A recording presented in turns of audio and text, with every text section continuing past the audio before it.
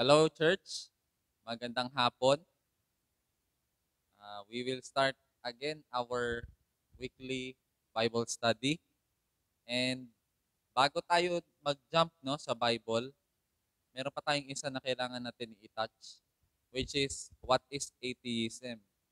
Ano ba yung mga ano ba yung atheism? Ito yung mga group of people that doesn't believe in God. Okay? And we need to consider them as well. Bakit ba hindi sila naniniwala? Kasi baka tayo din ang dahilan, no, kung bakit hindi sila naniniwala sa Bible. Maybe isa, dahil sa buhay natin. Maybe pangalawa, dahil sa experience nila. And maybe pangatlo, dahil intellectually, pinag-aralan nila, hindi nila ma-prove ang existence ng God. So they don't believe in God anymore. Okay? So yan yung atheism. Tayo po, ang tawag sa atin, theism. Theist.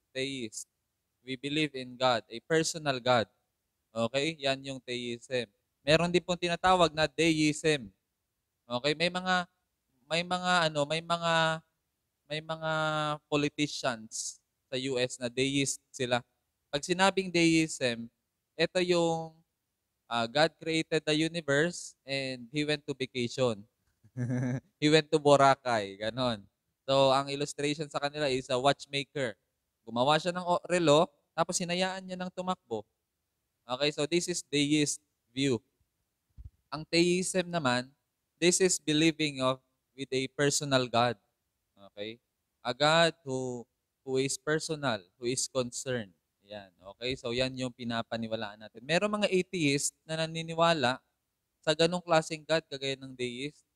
They believe na merong something supernatural na nag-create, pero they don't believe that create that supernatural is a God. Okay? So kaya medyo ah, nakakalito siya kaminsan. Okay, let me start with this quotation. Kasi very important to na quotation. And I will ask you, bigyan ko kayo ng 5 seconds, hulaan nyo kung sino may sabi. Okay? So, basahin ko. Religion is the sigh of the oppressed creature, the heart of a heartless world, the soul of soulless condition. It is the opium of the people. Okay, bigyan ko kayo ng 5 seconds. Hulaan nyo sino may sabi nun.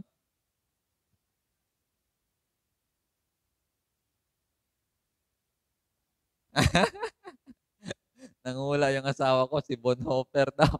Hindi. Ano yon? Sinabi yon ng isang atheist. Linya yon ng isang atheist. Itong atheist na to, anak ng pastor. Yon, nalulaan na ng wife ko. So, si Karl Marx. Okay, yun yung pinaka-speech niya na nagpakilala din sa kanya, no? Na religion is the opium of the masses. Okay, so yun yung full quotation na yon. It's the sigh of the, ano sabi? Sigh of the oppressed creature. Okay? So, pagdating po sa isang debate, kunyari, isang debate ng mag-opposite view, ang sabi ni Sis Lewis, if you attack the view of the other, usually ang nangyayari sa debate, we attack the weakest, pinakamahinang argument ng isang atheist. Okay? And if ang atheist din aatake din sa Bible, aatakihin niya ang pinaka-weakest argument. Yun yung inaatake. Pero sabi ni Sis Lewis, when you have a debate, you don't attack the weakest argument ng ng opposing view. You find the best argument and then yun yung i-attack mo. Ay, grabe, no? Hanapin daw yung pinakamalakas na argument and then yun yung aatakihin. Yun yung i-defend mo. So I repeat, ang sabi nga, let us feed the word, live the word, and defend the word. Okay? Importante, you defend the word. So this time, we will defend the word. Okay? So, sino ba yung atheism na to? ano ba tong atheism na 'to at ano ba yung pinakamalalim nila na argument? Bakit sila naging atheist? Ludwig Feuerbach. Ah, si Feuerbach po, si Feuerbach. Ito si Feuerbach, Ludwig is a philosopher and kilala din siya sa isang critic niya sa Christianity. Yan. And ang sabi ni Feuerbach, ni Ludwig, siya yung actually yung parang masabi natin na pinaka-root, pinaka-ugat ng atheism. Okay? Yung sabi ni Karl Marx, in-apply niya lang yung view ni Feuerbach sa economics. Okay? So marami pa tayong makikita na tatlo yan na sunod-sunod. Pero yung pinaka-head nila is si Ludwig Feuerbach na sabi niya na religion is just a wishful thinking. Huh? It's just a wishful thinking. Sabi niya, it is just a projection of a strong desire, of a human desire. Okay? So, ibig sabihin, sabi niya, God does not exist. Wala pong God. Ayan po yung sabi ni Feuerbach. Bakit? Kasi, God, you cannot prove the equation of God. Hindi mo siya mahahanap. And sabi niya, na it's just a projection. If ikaw walang tatay, you will project God as Father. Tama, hindi? Oh, di ba? So, baka pag ako mag-defend sa atheism, maging atheist kayo, ha? So, maging atheist muna tayo ngayon. So, sabi niya, it's just a projection. It's a projection of a strong desire na lumalabas na siya sa isip na it's a wishful thinking. Na they call it a clutch. Para lang yan sa mga mahihinang tao ang religion. Na they can face reality without religion. Okay? So, they say yung morality, ay kaya lang naman mabait yung mga Christians kasi takot sa impyerno. So, hindi talaga gumawa ng mabuti kasi for the sake na mabuti yun. Okay? So, parang takot lang sa hell, kaya ayaw mapunish, kaya ano. Sabi ko nga sa preaching ko, di ba, nung last Sunday na, ngayong Sunday, makikita nyo yan sa YouTube yung preaching ko. Sabi ko nga na, ang hindi mature na tao, gagawa ng kabutihan for the sake of the reward. Ibig sabihin, may string attached, meron siyang makukuha doon. May kapalit. Yun. Ang mature na tao will do the right thing, the good thing, because it is the right thing, because it is the good thing, without expecting any reward. Okay? So, asan tayo sa dalawa? Ikaw ba, kada gawa mo, meron kang ini-expect na kapalit? Very honest yung wife ko. Sabi niya, minsan. Thank you for your honest voice. Okay, no? So, we appreciate those honesty. Okay, so, mapansin natin na marami silang basis talaga na bakit i-criticize yung Christianity. At if basahin mo yung history ng Christianity, marami talagang ginawang mali din ang church. Okay, so hindi natin yan masisi. Pero hindi porket mali yung ginawa ng mga followers, sisisihin mo na yung founder. Ano? Hindi naman yan ganyan ang minodel ni Jesus eh. Iba naman yung Christianity na nasa isip ni Jesus. At iba yung nangyari nung nandito na sa mundo yung Christianity. Ang Christianity po, maraming criticism. Pero yung pinaka-source talaga ng atheism is ito si Ludwig Feuerbach. At ang sabi ni Feuerbach, this is just a wishful thinking. It's just a projection. Kung ano yung wala sa'yo, ano yung human desire mo, yun yung pinoproject mo kay God. For example, God is a provider kasi walang-wala ka. Tama, hindi? Diba? Sabi, Jehovah Jireh, God is our provider. Okay, so parang hinahanap mo sa isang being ang wala sa'yo. Parang you're aspiring of something perfect. Dahil hindi tayo perfect, we are looking for something na isang perfect. And we call this God. Okay? So yun yung projection natin palagi, pinoproject natin palagi. So ibig sabihin, hindi siya nag-i-exist. It's just all in the mind. It's just a projection. Okay? Kaya kung merong makipag-debate sa akin na atheist at tatanungin ako regarding this projection, no? Ang tatanungin ko, sinong God yung tinutukoy mo? Kasi kung pagan God, possible, tama ka. Kasi ang pagan gods po is we can really say na projection siya. Bakit? Kasi you can twist that arm, the arm of gods na to do your bidding. You just feed them, you just give sacrifice, you just offer sacrifice, and then that gods will provide for you. Okay? Pero anong sabi ng God ng Bible, Han? Gusto niya ba ng sacrifice? Ang sabi ni ang sabi ni Prophet Samuel kay Prophet Samuel kay King Saul, obedience is better than sacrifice. Okay? So hindi ko kailangan yung sacrifice system na yan. Hindi ko kailangan yung sacrifice na yan. Mag-sacrifice ka sa akin. Hindi. I want your obedience. Sa pagans kasi, you don't need to obey. You just need to offer sacrifices. You just feed the God and the God will take care of you. The God will bless you. Pero yung God po ng Bible is not like that. You cannot give offering and then you twist the arm of God to do your bidding para gawin yung gusto mo. You cannot manipulate God. Hindi mo siya kayang hindi mo siya kayang kontrolin. Okay?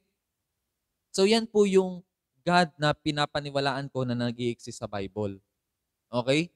So yan yung theism, yan yung God na nasa Bible. So ang God na nasa Bible is a personal God. Okay? A God who made a covenant. Pag sinabing covenant, it's used as a parang treatise ng hari at saka ng subject. So yung covenant na yon is between the king and their subject. So parang ganun yung covenant ni God sa atin. Siya yung hari natin, tayo yung nasa kingdom niya. And so kung ano yung mga rules and regulation sa kingdom niya, yun yung kailangan natin gawin. Parang ganun. Okay? So sige. Balikan natin si Feuerbach. Galing sa view na to, 18th century yan, no? Very crucial views yan. Ano yan siya, very time of enlightenment period yan. Yan yung time na sobrang sa 15th century onwards.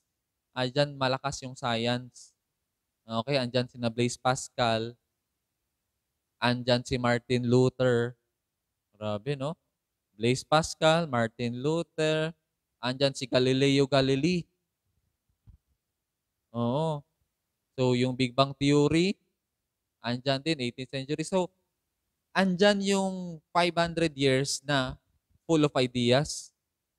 So, parang nag-shift na galing sa philosophy, nag-shift sa theology, sa first 500 years another, religion, tapos nag-next shift na is enlightenment period. Ito na yung scientific. Ito na yung based on science.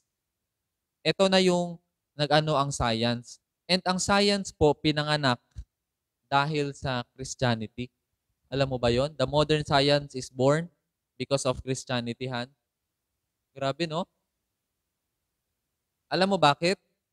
Kasi before Christianity, ang philosophy ng mga Greeks, sa labas ng earth, everything is circle. Kasi philosophy nga, parang circle is perfect. Circle. Ganyan. So, kasi circle means perfection. Okay, so ibig sabihin, sa labas po ng earth, everything is circle. Imaginein mo yun, no? So they let it be. Kasi philosophy yan. Pero ang tanong, ang branch ba ng philosophy ang dapat magturo niyan? Ha? Hindi yan trabaho ng pre-philosophy, no? Hindi. Trabaho ng science yan. Alam mo sino yung mga scientist na yon? Yun, si Galileo Galilei. Christian yan. Sa panahon niya, ang church naniniwala ng geocentric worldview. Geocentric view. Ang geocentric is ang earth ang nasa center. Tapos the rest ng mga solar system natin nakaikot sa earth. Wow. Geocentric, no? So naniniwala tayo na tayo yung center ng universe. Medyo medyo filler, no? Wala namang sinasabi ang Bible about diyan. Pero bakit ganun yung belief nila? And nung sinabi yon ni Copernicus, yung pinakauna talaga na nagkaroon nung na-invento yung telescope, no? Sina Copernicus. Tapos ngayon si Galileo Galilei. Nung naimbento yan, nakita nila na hindi tayo nasa center. Yung sun. Kaya pinasa niya, sabi niya, it's heliocentric. The helio means sun is the center of the solar system, hindi yung earth. And sometimes, ganun tingin natin, no? Ikaw yung center ng universe. Ikaw yung center ng mundo ng mga tao na kapaligid sa'yo. Alam mo yun, sobrang iniisip mo yung iniisip ng iba. Sino ba dito yung ganyan? Na pagka nakalabas ka, pag tumingin sa'yo, ano kayo iniisip ng kapitbahay ko sa akin? Palagi nating iniisip kung ano iniisip ng iba. Pag pumasok tayo sa church, ano kayong iniisip nila pastor sa akin, yung mga member sa akin. Palagi tayong concern. When in fact, yung iniisip mo na ikaw iniisip niya, yung taong yun, iniisip niya rin kung ano iniisip mo sa kanya. So, ibig sabihin, walang nag-iisip talaga sa'yo. Feeling ka lang na ikaw yung napag-iinitan, pinipersonal ka, ikaw lang palagi nakikita. No, walang ganun. By nature talaga, no? Geocentric tayo. Feeling natin tayo yung center ng universe. When in fact, we're just a breadcrumb. Imaginein mo yung breadcrumb, Han? Yung tinapay, yung solar system. Yung breadcrumb, yun lang yung earth. Ang layo lang, no? Parang maliit na bato lang. Okay? At sino ang nag-introduce niyan? Modern science? Mga Christians. Kasi ang Christianity po naniniwala na God created. So let's find out how He created them. Grabe, no? Tignan natin kung paano ginawa to ni God. And so doon nagumpisa ang science. Wow! They tried to figure out. Kasi before Christianity, walang nag-figure out kung paano ginawa ang mundo. Basta naniwala na sila sa philosophy na everything is circle. That's it. Outside our planet is perfect. Okay? So yun yung turo nila. Pero ngayon dahil sa Christianity, pinanganak ang modern science. Ito nga sabi ni Blaise Pascal, very malalim. Sabi niya, and let me rephrase it. Sabi niya, pag tinignan ko ang mga stars, sobrang nanliliit ako sa sarili ko. Tamahan? Pag kinumpare mo yung sarili mo sa mga stars, sobrang liit ng tingin niya sa sarili niya. Sobrang liit ng tingin natin sa sarili natin. Pero sabi niya, pero ako ay much better pa rin sa star. Bakit? Kasi yung star, hindi niya alam na nag-i-exist ako. Pero ako, alam ko na nag-i-exist siya. Merong awareness. Merong higher level of intellect. Yung body of solar system, body of heavenly bodies, hindi nila alam na nag-i-exist sila. Pero ako, maliit man, nakalagay man sa maliit na planeta, but I know that they exist. Wow! And si Blaise Pascal din ang may sabihan na in every human heart, there is a God vacuum shape na nothing can fill it. Shape, Han, vacuum shape, ibig sabihin, empty siya na kailangan punuin. And sometimes, pinupuno natin yan ng kung ano-ano, fame, money, power, influence. Pinupuno natin ng kung ano-ano, relationship, love. Pero still, that vacuum is empty. Tama? Kasi that vacuum is a God-shaped vacuum that only God can fill. Kaya sabi ni Saint Augustine, my soul is restless until I find my rest in you, O Lord. Ayan. So yan yung famous quotation ni Yung kaluluwa natin, magiging restless yan hanggat hindi natin mahanap si God. Makakapakuha lang yan ng kapahingahan pag nahanap natin si God. Okay? So, yan yung Christianity. Ngayon, dahil sa gantong period, naglabasan yung Enlightenment period, criticize nila ang church dahil sa mga view ng church, criticize din nila yung philosophy. So sinabi nila science lang ang tama. Science lang daw yung tama. Okay, so mahirap yun if you claim na you are the only branch na tama. Kasi sabi ko nga sa last Bible study natin, ang branches natin is philosophy, history, theology, and scientific. This is four disciplines, no, na we need to consider. Na iba-ibang branches to. For example, philosophy, yung phenomenological language. Sabihin natin, every 5 a.m., the sun rises. And every 5 p.m., the sun sets. It's just a phenomenological language, phenomenon na lingwahe. Kasi alam naman natin na umaakyat ba't bumababa yung araw? Hindi, di ba? Pero bakit ginagamit natin yun na word? Scientific ba yon na umaakyat bumababa yung yung araw? Di ba hindi? Because it's a phenomenological language. Ibig sabihin, meron tayong mga ginagamit na hindi palaging science yung gagamitin mo na measurement. Na you use science to critique the Bible. Hindi ganun. To defeat bad science, use good science. To defeat bad philosophy, use good philosophy. To defeat bad theology, use good theology. Okay, so paulit-ulit natin yan dito hanggang sa makatch natin. Kasi we are so being arrogant, no? Na we criticize everything, every discipline, na we think our discipline is the only right thing. Hindi yun ganyan. So balikan natin si Feuerbach. So ngayon si Feuerbach, it's a projection, pero nakita natin, yung unang example pa lang natin, hindi ma-project, no? Kasi you cannot twist the hand. Ang projection is, gawin ko to sa iyo, Lord, kasi ito yung gagawin mo sa akin. At hindi lang kapalit, kundi makokontrol mo siya. And sometimes pa naman, ganun yung tingin natin kay God. Tayo mga Christians, para na lang talaga siyang projection. In fact, mas mababa na yung tingin natin kay God, hindi ganun kalalim. Kasi ang tingin natin kay God, ganun lang din. Na we can twist God's hand to do our bidding. Okay? Kaya nakaka-invite tayo ng mga atheists eh. Kasi we just project and project who God is. Okay? When in fact, He is more than that. Okay? So, ngayon si Feuerbach, yung isa niya na philosophy niya, in-apply ni Karl Marx sa economics. Okay, anong ginawa niya? Sa panahon ni Karl Marx po, 18th century, no, sa panahon ni Karl Marx, malakas-lakas na yung nito, capitalism. Okay, so ang politics, ang capitalism na yung so naging capitalist movement na yung mundo, yung economic system. Galing po siya sa feudalism. Okay, ang feudalism na na economic system, ang feudalism is, ano yung feudalism? Ito yung land ownership.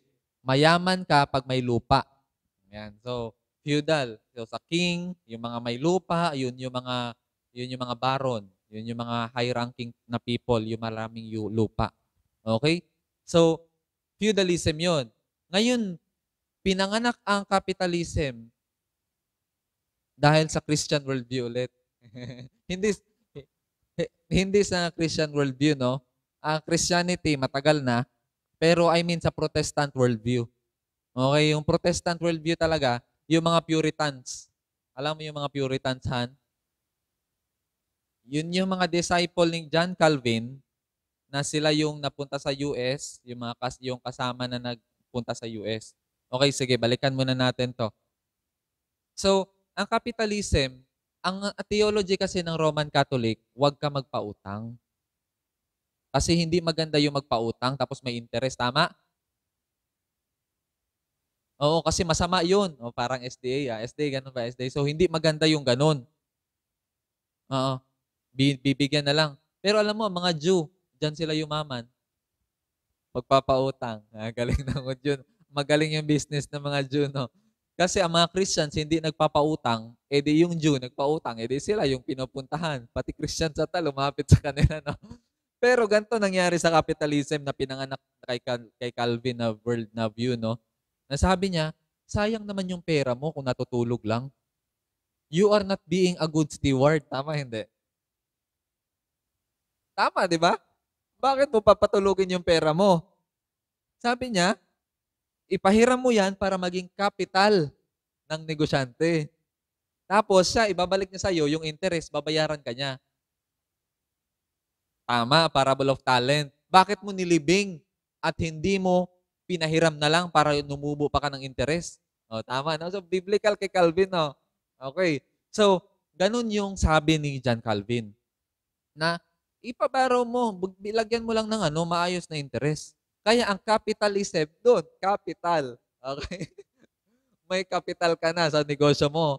Kasi yung mga mayayaman, may pera na hindi ginagamit, ipapahiram sa'yo yun. Kaya ibig sabihin, pwede ka nang yumaman kahit wala kang lupa. Tama, hindi? Alam mo dito sa Pilipinas, no? Yung dyan sa mga nagde-deliver ng gulay sa Baguio, papunta ng Divisoria, anong tawag dyan? Tracking. Alam mo, walang mga kapital dyan. Meron, umpisa talaga, malaking kapital, no? Pero pwede ka mag-umpisa dyan ng walang kapital, tama? Pagka meron kang relationship, pagka nakabuild ka na ng relationship, kung kilala mo lahat doon, so, sasabihin mo lang sa kanya, kukunin ko yung gulay mo, ako na magbiyahe, dadalhin ko doon sa Divisoria, ibibenta ko, tapos kung ano yung presyong gusto mo, yun yung ibibenta ko. Tapos ikaw, papatungan mo na lang, dating sa Divisoria, tumubo ka lang kahit piso kada kilo, no? Tapos ilang kilo yung daladala mo doon. Truck yun. Tuni-tuniladang gulay yun. 'Di ba? So, ibabalik mo na, kinagabihan, ubos na lahat ng paninda mo, kinaumagahan kasi madaling araw ka pala bumiyahe. So, kinaumagahan, nagbayad na sila lahat sa'yo, ubos na rin paninda sa Divisoria.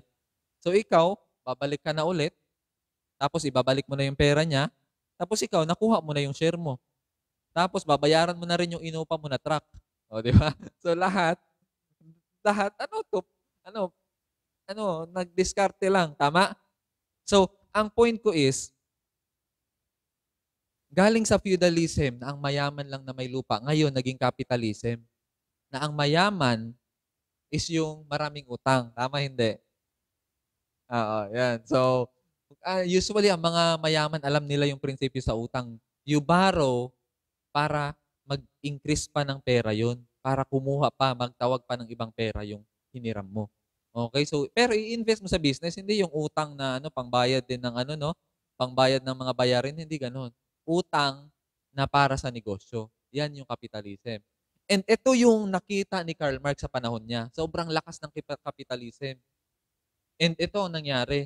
Simula nung may capitalism, kung sa feudalism na, no, ang mga mahirap, yung mga konti lang, yung mayaman, yung mga farmer lang, meron pa mga middle.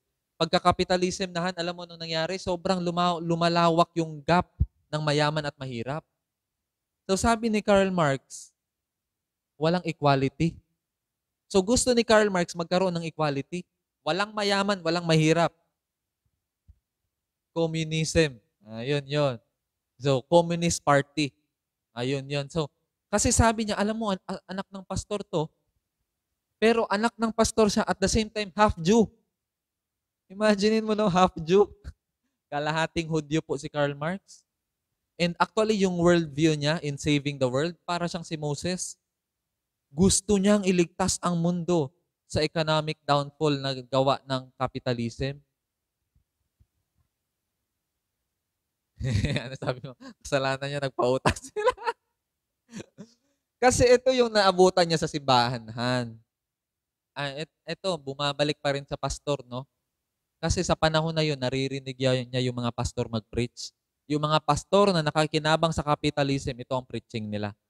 Pakinggan mo yung preaching nila, Han. Kayo mga mahirap, hayaan nyo lang na mahirap kayo. Kasi sa langit, Pagdating nyo doon, mayaman kayo. Walang solusyon. Hinihili-hili lang. Okay lang yan, pikit mata lang. Kaya nung dumating ang Christianity sa US, eto Han, nung dumating ang Christianity sa US, sa United States of America, yung mga Native Americans, no, Native Indians tawag doon, no? Hindi naman sila mga Indians, napagkamalan lang sila na Indian kasi gusto ng discoverer ng Amerika na mahanap yung mga Indians kasi spices nga, sobrang mabilis sa panahon na yun. Pero napunta sila sa Amerika, napagkamalan nila na Indian, ayun. Kasi nalaman na during that time, bilog ang mundo. Kagaya lang din yan kay anuhan, sino yung pumunta sa Pilipinas? Si Magellan? Anong tawag sa atin? Mga Indio, no? Indio. Oh. Kasi akala nila nasa India na rin sila. Maraming tao sa panahon na hinahanap mga Indians, no? Kaya tawag sa atin Indio. Kasi hanap palagi nila is spices.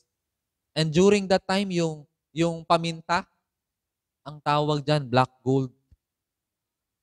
Grabe, no? Ganyan ka-valuable. Ang spices, ang paminta, black gold ang tawag. Okay, sige, balik tayo. So, si Karl Marx, yun yung naririnig niya. Walang solusyon para sa mahirap. Walang tumutulong para sa mahirap. At doon sa US din, nung dumating na doon yung mga kapitalista, no, yung mga Puritans, ang sabi ng mga Native Americans, no, sabi nila, when they came here, they have the Bible and we have the land. Now, we have the Bible, they have the land. They have the Bible, we have the Bible, and they have the land. Yan yung mga famous na quotations, no? At ito pa yung may mga katotohanan. At sabi pa, and they taught us how to pray. And they, malamang, palaging ganyan ang gamit. Religion ang gamit sa pananakop. Kaya nga maraming galit sa Christianity. Okay, balik muna tayo. Sabi niya, they taught us how to pray. While we were praying and our eyes are closed, they stole our land. Grabe, no? Tinuruan mag-pray at habang nakapikit yung mata namin, kinuha yung lupa namin. Grabe, no? Yan yung bad effects na bad effects, sabihin na natin ng Christianity, no? Hindi ni Jesus, pero ng Christians. Kaya sabi ni Mahatma Gandhi, I like your Jesus, but I don't like the Christian. Gusto ko si Jesus, no? Simple living, humility. Pero, hindi ko gusto yung mga Christians na yan. Sabi ni Mahatma Gandhi, muntik na maging Christian si Gandhi. Kung naging Christian yun, baka sobrang dami naging Christian. Kasi sobrang influential na tao yun eh. Tama? So, pagdating sa India, kinolonize din sila ng mga England, no? Ng mga Europeans. Hanggang ngayon nga. Alam mo, di ba, sabi natin, madaming scammer sa Indians, no? Call center talaga. Sa Africa, marami din. Alam mo, nung isa na in-interview, sabi niya, bakit ka na-i-scam? Sabi niya, gumaganti lang kami sa kanila kasi dati inapi nila kami. Grabe, no? Ganti lang pala yung pang-i-scam nila sa mga puti. Kasi ganito pang ginagawa dati. Merong laborer, tapos merong Bible study yung mga laborer. Alam mo anong ituturo ng nagba-Bible study na missionary? Hindi. Tuturuan niya yung mga laborer na hindi magwelga, hindi magkudita sa boss. Bible study para maging submissive, Christ-likeness daw. So, ibig sabihin, ginagamit yung Bible study para maging mabait ang mga empleyado. Pero yung boss is very oppressive. Kumbaga, walang SS, walang PhilHealth, wala lahat. Pero ganun yung ginagawa, pinapa-Bible study. Alam mo, merong famous na missionary na nung pinadala siya doon, ay, nilayuan siya ng mga Indians. Na-realize niya na, ay, pinadala ka lang dito pag-preach sa amin para kami hindi magwelga sa inyo. Para maging submissive kami sa inyo. At para magturo ka na maging ganito kami. para hindi mag-alsabalutan or magwelga. Alam mo anong ginawa ng missionary na yun na puti? Sobrang minahal ng mga Indians yun. I forgot his name, no? Pero siguro ma-search natin sa Google. Pero alam mo anong nangyari sa kanya? Hindi siya tumanggap ng salary. And he tried really na hindi lang ganun, no, yung message niya hindi lang para sa mga hindi lang para sa mga worker, kundi para sa mga boss din. Na you don't use me as a pastor, no? I-invite mo ako mag-Bible study sa company mo para maging mabait yung mga mga employees mo. Pero ikaw ino-oppress mo yung mga employee mo. Okay lang 'yun. Okay, sorry Bixby. Kinausap ako ni Bixby. So, ang sinasabi ko, hindi mo gagamitin ng pastor para maging submissive yung mga employees mo, papa-Bible studyhan mo. Pero ikaw ino-oppress mo yung mga employees mo. Tama, hindi? Wala namang ganyan na ginagawa yung yan, yung binabanggit mo na kampanihan. So, good thing naman ganun, no? Pero ang point ko lang is, we don't use the word of God para mang-oppress ng tao. Pwede pala gamitin to pang-oppressan. Okay, sige. Sana hindi ka marinig, no? Okay. So, tuloy tayo. So, ang point ko is, yun yung worldview, yun yung nakikita ni Karl Marx. So, kahit sino namang tao, maghahanap ka talaga ng alternative sa economic system na yun, na capitalism. Tama, hindi? Tama, kasi gusto mo solusyonan yun. Parang si Moses, nung ino-oppress yung sila sa Egypt, gusto niya isave to mga taong to. So ngayon, ganun din yung pakiramdam ni Karl Marx. Pero ang sad thing, no? Si Karl Marx, hindi naman siya mahirap. Hindi niya alam yung tinuturo niya. Hindi niya naranasan yun, Han. Hindi yun realistic yung sinasabi niya. Okay? Hindi realistic yung sinasabi niya. Hindi niya na-experience. And sabi ni Simon Weil, meron akong book dito ni Simon Weil, yan, nandyan, kulay violet. Ang sabi niya ni Simon Weil, yan, sabi niya, na siya yung nasubukan niya maging communist, no? Sabi niya, yung idea ni Karl Marx doesn't hold water. Kasi siya mismo, hindi naman siya mahirap. Pero ako, nasubukan ko. Ang nakita ko, hindi mano yung mga niya. Kumbaga, ngayon, pinatuloy na lang yung yung communism na yun. Pero, hindi talaga nag-ano yun. In fact, meron akong kailala na communist, no? Na napunta siya sa China. Pag-stay niya sa China, na-realize niya, yun na yung pinaka-model ng communist, di ba? Kasi yun yung panahon ni panahon ni Marcos. Oo, so nag-alisan lahat ng mga communist party people. Pagpunta nila sa China, alam mo, pagkatapos doon, naging Christian siya. Kasi na-realize niya, even doon sa China, merong mahirap, meron pa ring mayaman. Wala pa ring equality. Malakas yung control. Pero meron pa ring mayaman, may mahirap, no? So, ibig sabihin, hindi pa rin talaga siya, hindi pa rin siya yung real talaga na sinasabi nila na pantay-pantay. Walang ganun. Imposible yon. Depende talaga yan. So, hindi talaga yan basta-basta na sabihin mo lang ng ganun. So, balikan natin si Karl Marx. Kaya sabi niya, religion is the opium of the masses. When I say opium, it's a comfort. Kasi ang opium po is a painkiller sa panahon nila. Wala pa silang maraming painkiller. Oo, so parang drugs, no? Pero hindi illegal sa kanila yon. Parang painkiller, pag nasasaktan ka, take ka ng opium, then mawalan na yung sakit. So kumbaga parang pantawid gutom mo yung opium na yon. 'Di ba maraming addict na mga mahihirap? Kasi pangtawid gutom nila sa reality, no? Han? Rugby. So, it's like the opium of the masses. Parang ganun din daw yung religion, makalimutan mo yung salimuot na buhay, masalimuot na buhay. Grabe, no? So, yun yung ginawa ni Karl Marx. In-apply niya sa economics yung view ni Feuerbach. Ngayon, isang Jew na naman pag-usapan natin, half Jew, at this time, si Sigmund Freud. Ayan, half Jew siya, pero in-apply naman niya sa psychology. Okay? So sabi niya, religion is a projection of a human desire. At sabi niya, religion is a giant teddy bear. Comforter. Ayan. So kaya naman kayo nag-ano sa religion kasi hanap kayo ng comfort eh. So religion doesn't exist. God doesn't exist. Sabi niya. God is just a giant teddy bear. Kung kay Karl Marx, God is a giant opium, dito naman kay Sigmund, God is a giant teddy bear. Comfort pa rin. Okay, so in-apply naman niya doon sa psychology. Ang pangatlong Hudyo, no? Puro mga Hudyo to, ha? Ito naman sa evolution, si Charles Darwin. Ayan. So itong tatlong to, no? So palagi pa yung mga half na So sila naging atheist sila. Siguro sa dami na pinagdaanan ng mga Hudyo, no? Ng mga Jew. Kaya na na rin sila kay God na parang nagtampo na rin, no?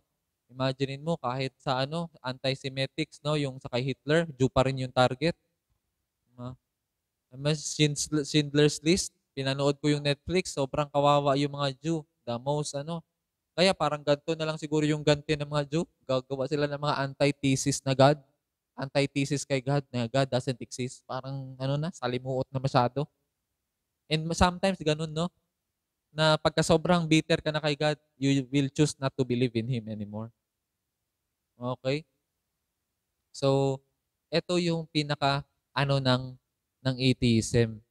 Na God is just a projection. God doesn't exist. It's just a human desire. Ito yung pinakamalalim nila na argument. Okay? And ang another is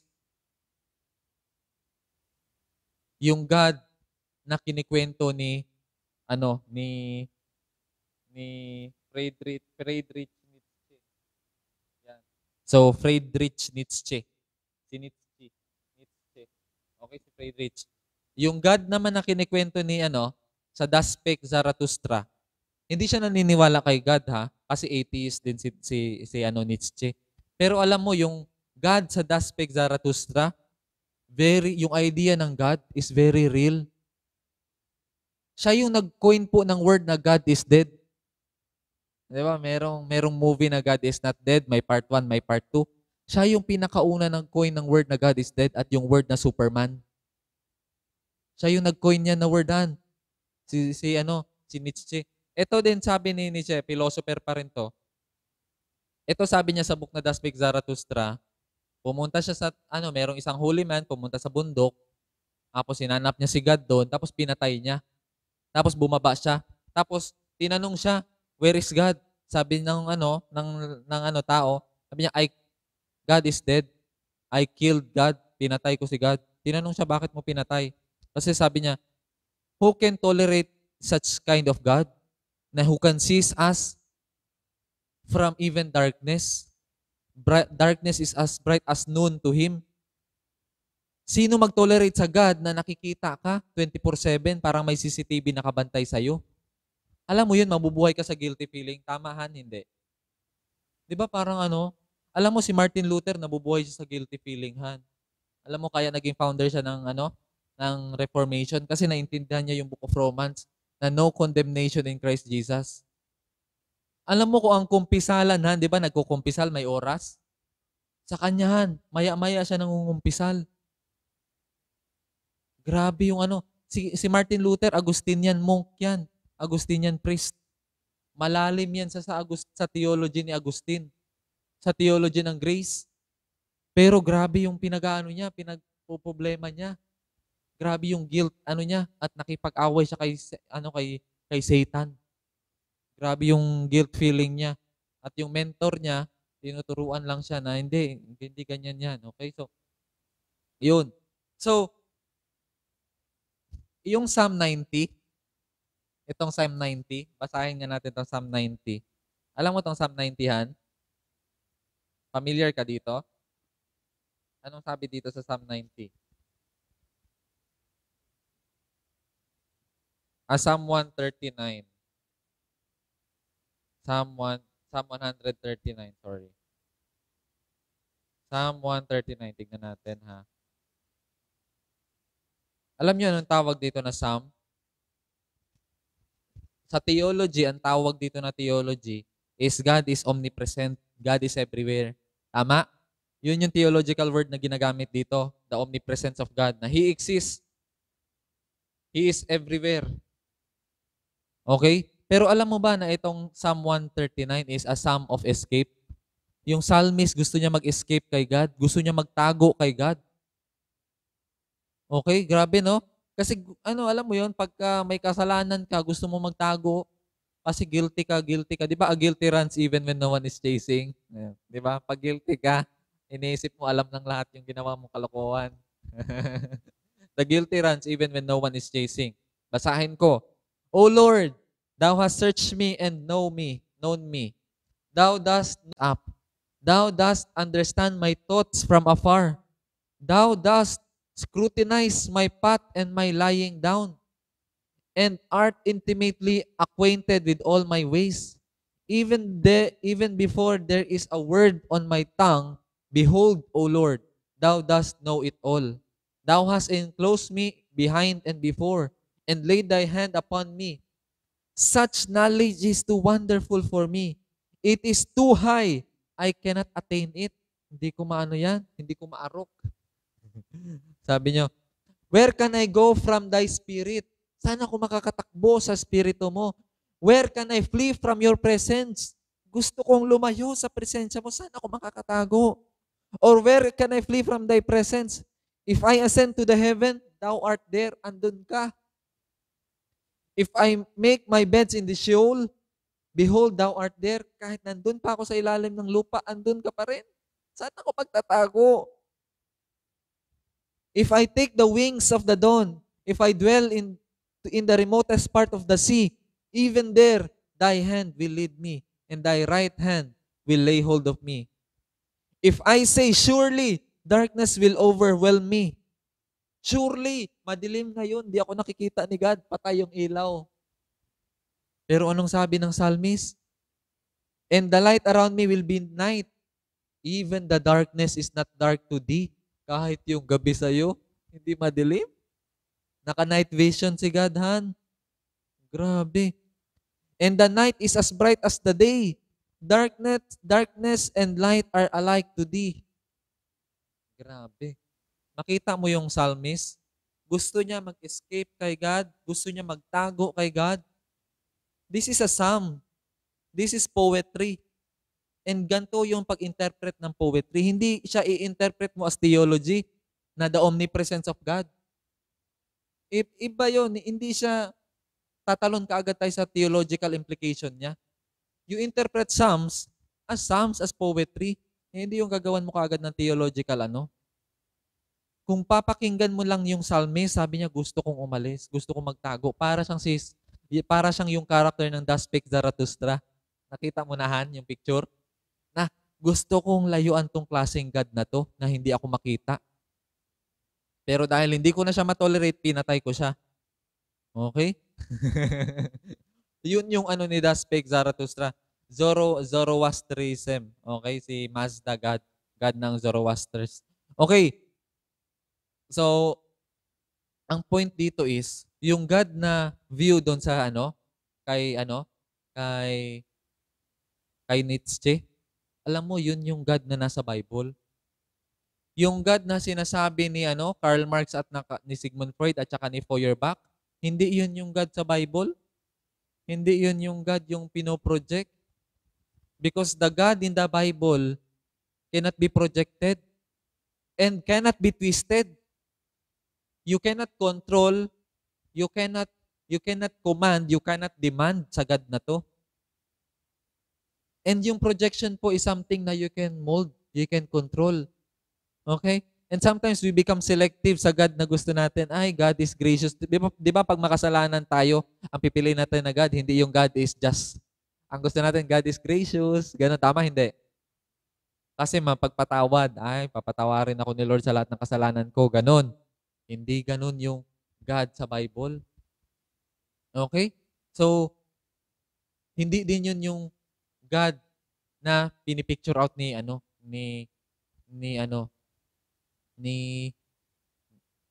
Nietzsche. Kaya kahit mga theologians, alam mo anong sabi ng mga theologians regarding kay God? Sabi ni C.S. Lewis, there is only one problem with theology. God. Si God daw mismo yung problema. Sabi ni Martin Luther, I hate God. Reformer yan. Theological natin yan, mga tatay natin yan of faith. Pero grabe yung nila sa theology. Kung may problem daw ang theology, si God. yun yung yun yung sabi ng mga theologians, no. So, to say na God is just a projection is not biblical, and that is not the God of the Bible. So, kung mayroong mga atheists nakikipag-debate, no, tatanungin mo natin sila, sino yung God na tinutukoy mo? Kasi hindi naman yan yung God ng Bible. Ang God ng Bible hindi kaya i-project. God is a consuming fire. Ipo-project mo ba yung consuming fire na God? Nakakatakot. Ipo-project mo ba tong gantong God na nakikita ka? Hindi ka makapagtago? Gusto mo nga layuan tong gantong klaseng God? Di ba kahit nga sa asawa, gusto mo may break, no? Gusto mo hindi niya alam lahat. Gusto mo meron kang me time. Tama? Ikaw, Han, may gusto ka bang ganun? Wala. Wala na. Parehas tayo. Sa ngayon, no, kasi happily married po kami, 2 years pa lang. Siya happy, ako married. Okay. So, so, ang point is, yung the strongest argument ng mga atheists na God doesn't exist is just a wishful thinking, is just a projection. Hindi po yun totoo. In fact, yung Dark Night of the Soul ni John of the Cross, God is like an ocean. And you need to trust God na makasok ka dun sa ocean na yun. Si John of the Cross, si Juan de la Cruz sa Tagalog, patron saint ng QC before. Okay, siya yung patron saint. Okay, so, we need to trust God. He cannot be projected. Okay, so yun yung kailangan malinaw sa atin. Tayo mga Christians, we are not projecting God. He is the God and we follow Him. We seek His way. Okay? And yung sinasabi natin, no, na si God full of contradiction. Kasi sabi niya sa 10 Commandments, Han, thou shall not kill. Tama? Pero bakit ang daming pinapatay sa Old Testament? Tama, hindi. Narinig ko yan argument ng isang atheist na inargue niya yan, thou shall not kill daw, pero bakit ang daming pinapatay sa Old Testament at inutusan daw sila ni God? Oo. So, merong basis yun. Pero actually, mababaw yun na argument. You see, once you criticize the Bible, make sure you know the historical, you know the context, you know to whom it was written, who wrote it, and para saan yun. Okay? Kasi pag once nag-criticize lang tayo na hindi natin alam pinagsasabi natin, magkakaproblema tayo dyan. Okay? Magkakaproblema tayo. Let me read that verse. Wait lang, nag-loading lang yung phone ko. So, ito. Alam mo ba saan mahanap na Bible verse yun? Di ba maraming pinapatay nga raw ng Christians, na mga tao, pero ang sabi ng Bible, thou shall not kill. Bakit nga daw ganon? Okay. Tignan mo sa Genesis 15:13-16. Basahin ko sa Genesis, ha. Ito yung sa Canaan, yung sinabi na pinatay bata, matanda, pati mga hayop. Pero bakit may thou shall not kill, no? Pero mayroong patayan nangyari. Si God pa mismo nagutos. Parang exact violation sa salita niya, no? Contradiction. Alam nyo ba na ang kwentong to is, in fact, very gracious? Genesis 15:13-16. 15:13. And God said to Abram, know for certain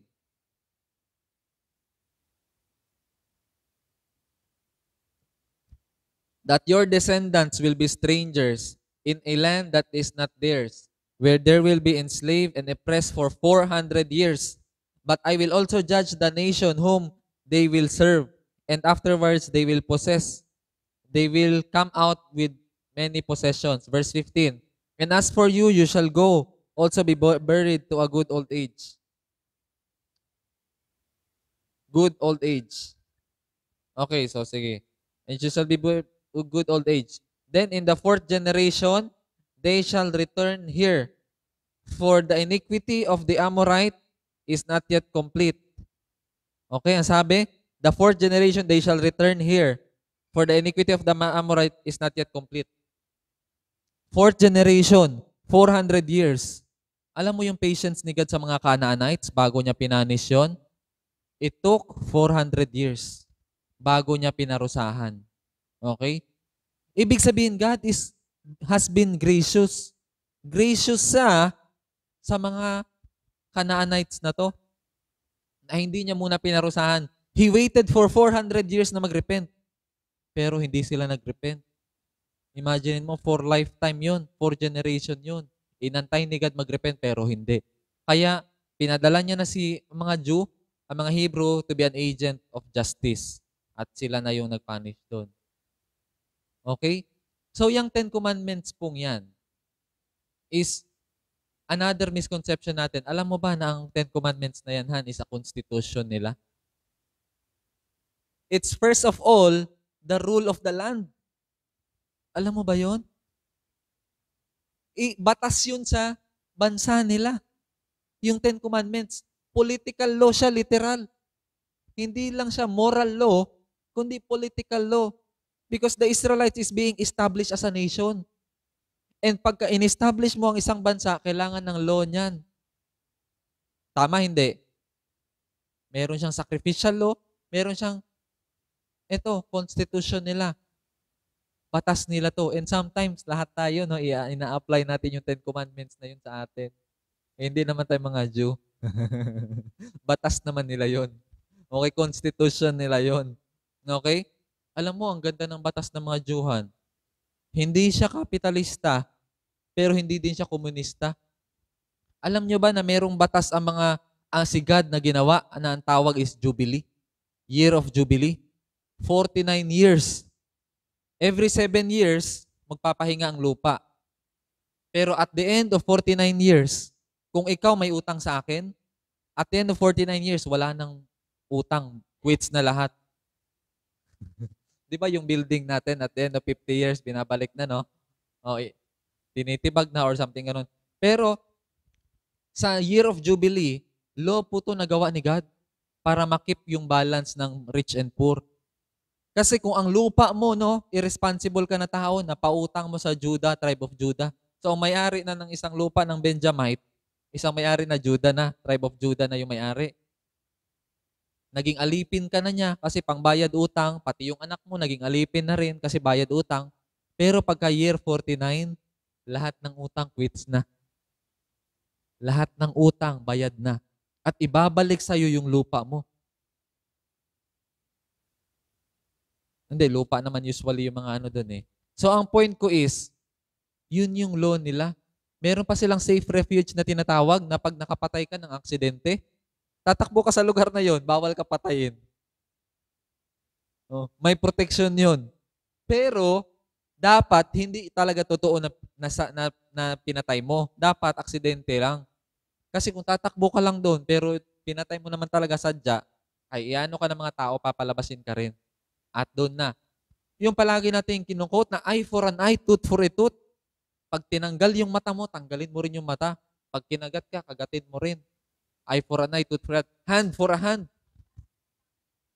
Alam mo, political law yan. It's just for the judge to give that command. Ang judge lang po ang pwede magbigay niyan ng mata-mata, ngipin sa ngipin. Bakit judge ka ba? Bakit nasa korte ka na ba? Dahil hindi ka pa nasa korte, ang sabi ni Lord sa'yo, love your enemy.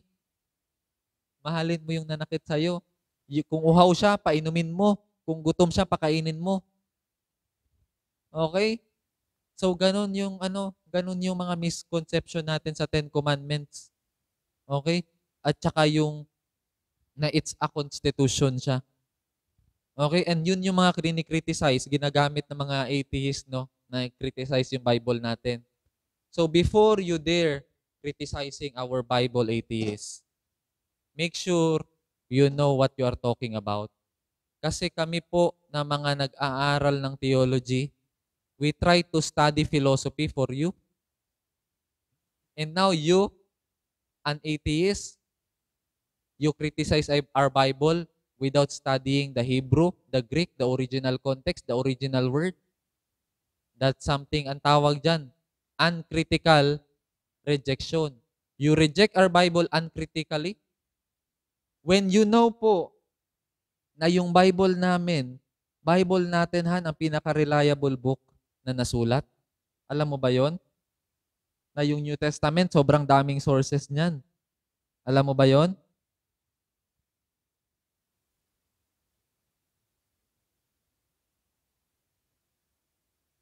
You see, wait lang, hanapin ko ha.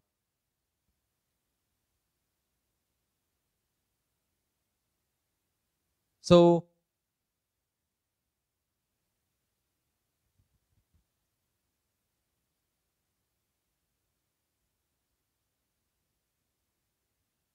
ang New Testament po, meron niyang 5,795 copies nung sinulat yan. Ang daming kopya niyan. Ganyan po ka-legit ang New Testament, yung pagkabuhay ni Jesus. Sobrang ang hirap i-disprove nun. Mas mahirap po na hindi paniwalaan yun kaysa sa paniwalaan yun. Kasi yung balita ng mga Romans, na kung nakanakawin nila yon, ninakaw yon, bakit nandun pa yung damit? Di ba pag nagnakaw ka ng katawan, kailangan kasama yung damit, nagmamadali ka sa pagnakaw? Sobrang hirap nun. Okay, so, at ang mga New Testament writing, 40 years after na wala si Jesus, sinulat na yan. 5,795 copies. Sobrang dami at malapit pa sa time ng ni Jesus. Mas malapit sa time ng story, mas accurate, tama, hindi? And ang New Testament po na isulat, malapit na malapit sa time ni Jesus. And alam nyo ba na yung Iliad, yung copy, yung Greek writings, yung tetralogy ni Plato, ang gap niya, galing sa panahon ni Plato at saka pagkasulat, sobrang tagal. 1,300 years yung gap. Ang New Testament 40 years lang. Ang Greek na philosophy ni tetralogies ni Plato, 1,300 years yung gap. Yung copies ng Iliad, 1,757 copies lang. Okay? Pero yung New Testament, ay grabe. Sobrang dami. Yung tetralogies, 210 copies. So kaya kung i-question natin yung New Testament, i-question natin yung mga claims ni Jesus, historically speaking, maraming nag-speak kay Jesus. Hindi siya hallucination. Okay? Sobrang imposible na hallucination siya. In fact, a Roman historian, si Senator Tacitus, wrote 116 AD about the crucifixion by Pontius Pilate and early Christian in Rome, apart from the New Testament. Hindi po mga Christians ha, mga Romans, senators pa to, nagsulat din sila about crucifixion. Ibig sabihin, historically, nag-i-exist to ng mga punishment. Hindi to gawa-gawa. Okay? Na-mention pa si Pilate, Pontius Pilato, si Poncio Pilato, no? Hindi po to pinggan ha. Tao po to siya. Okay. So, again, ang babalikan natin palagi yung discipline. Historical, philosophical, theological, and scientific. Hindi dapat to siya magbangga-bangga. Kaya sa atheism na ginagamit palagi, mini-measure gamit ang science, ang ang God. You cannot measure God through science. Find God through theology. Okay? The way you cannot criticize philosophy using science. And philosophy criticizing science. Okay, so hopefully, naintindihan natin to and we can already jump sa Bible. Okay, God bless. The Lord bless us all. Let us pray. Father, I thank you for this opportunity that you have allowed us to study your word, your theology.